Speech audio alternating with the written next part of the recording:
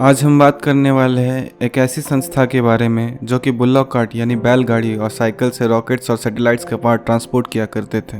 ऐसी संस्था जो अपने पहले ही कोशिश में मार्स तक पहुंचा है। एक ऐसी प्रेस्टिजियस संस्था जो कि इंडिया को रिप्रेजेंट करती है वर्ल्ड लेवल पे। आज हम बात करने वाले हैं ISRO के हिस्ट्री के बारे में। 1950 में USA और सोवियत यूनियन एंटर करते हैं स्पेस की रेस में।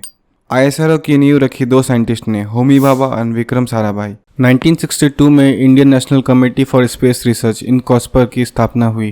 धीरे धीरे इनकॉस्पर बड़ा हुआ और 15 अगस्त 1969 को नाम बदलकर ISRO कर दिया गया। ISRO के पास कोई एडवांस फैसिलिटीज और एक्सपीरियंस्ड वर्कफोर्स नहीं थी और साराभाई के डेथ के बाद ISRO का भविष्य काफ़ी अंधेरा सा दिखने लगा।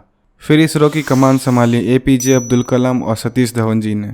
सोवियत यूनियन के साथ मिलकर इसरो ने अपनी फर्स्ट सैटेलाइट लॉन्च करी आर्यभट्टा 1975 में। सैटेलाइट को बनाया ISRO ने, लॉन्च कैरी आउट हुआ USSR के द्वारा। ठीक 5 साल बाद 1980 रोहिणी फर्स्ट सैटेलाइट इंडिया के द्वारा लॉन्च की गई। इसके बाद ISRO ने खुद की लॉन्च व्हीकल डेवलप करी, PSLV polar satellite launch vehicle और GSLV जियो संक्रोनस सैटेलाइट व्हीकल। और आज के दिन इसरो के नाम पे 3 वर्ल्ड रिकॉर्ड भी हैं, जिसमें कि सबसे पहला माइलस्टोन आया 2008 में जब चंद्रयान-1 मिशन डिस्कवर हुई वाटर ऑन द मून। इसके बाद एक और उपलब्धि मिली 2013 में जब ISRO ने लॉन्च करा मार्स ऑर्बिटर मिशन, जो कि मंगलयान के नाम से भी जाना जाता है। 2014 में इंडिया एकमात्र ऐसा नेशन बना जो कि पहले ही प्रयास में मार्स तक पहुंचा और इसके साथ ही इसरो 4th स्पेस एजेंसी बना और first in Asia to reach to red planet.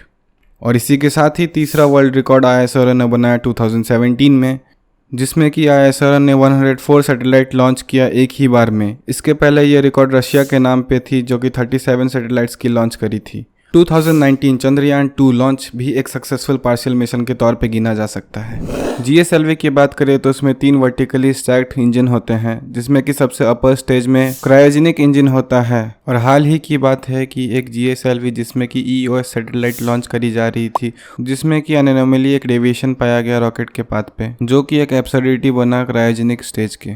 ISRO के एक्सीलेंट ट्रैक रिकॉर्ड के कंपैरिजन में GSLV के rocket launch vehicle considerable failure rate देखे जा सकते हैं, जिसमें कि 4 फेलियर्स है इन 14 फ्लाइट्स। ISRO के मोस्ट रिलायबल PSLV जिसमें कि क्रायोजेनिक इंजन नहीं है, उसमें सिर्फ 2 फेलियर ही अभी तक हुए हैं टोटल 53 फ्लाइट्स में। Cryogenic engines has always been a tough technology to master. अब आगे समझने के लिए हमें क्रायोजेनिक्स इंजन के बारे में जानना पड़ेगा। So what is cryogenic engine?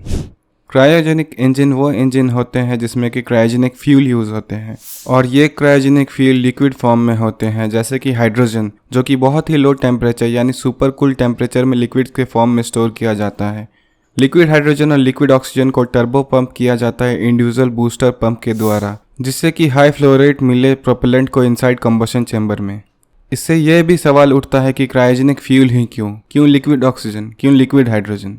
Cryogenic fuel जैसा कि ऑक्सीजन और हाइड्रोजन गैसियस फॉर्म में हाई प्रेशर में रखने के लिए बहुत बड़े टैंक की ज़रूरत होगी, जो कि रॉकेट के कंस्ट्रक्शन के लिए बिल्कुल अप्रोप्रिएट नहीं होगी। इस वजह से लिक्विड ऑक्सीजन और हाइड्रोजन को सुपर कूल स्टेट में रखा जाता है, जैसे कि हाई फ्लो रेट मिल सके और जो कि रॉकेट की एफिशिएंसी को बूस्ट करता है। इससे यह भी सवाल उठता है कि लिक्विड हाइड्रोजन क्यों या लिक्विड ऑक्सीजन क्यों? Liquid hydrogen and liquid oxygen दोनों ही बहुत हाई कैलोरीफिक फ्यूल है और बहुत अच्छे प्रोपेलेंट में माने जाते हैं। क्रायोजेनिक फ्यूल इस वजह से भी यूज़ करते हैं क्योंकि इससे बहुत ज़्यादा थ्रस्ट मिलती है, which is equals to more force with every kilogram of fuel burned. जितनी फ्यूल बर्न होगी उतनी ही एफिशिएंसी भी मिलेगी और उतनी ही फोर्स और थ्रस्ट भी मिलेगी। ISRO is working on cutting edge technologies has shown his feat in this field. I hope this video contains some utility and value for your time. Thank you for watching. Do like, comment, share and subscribe this channel. Thank you.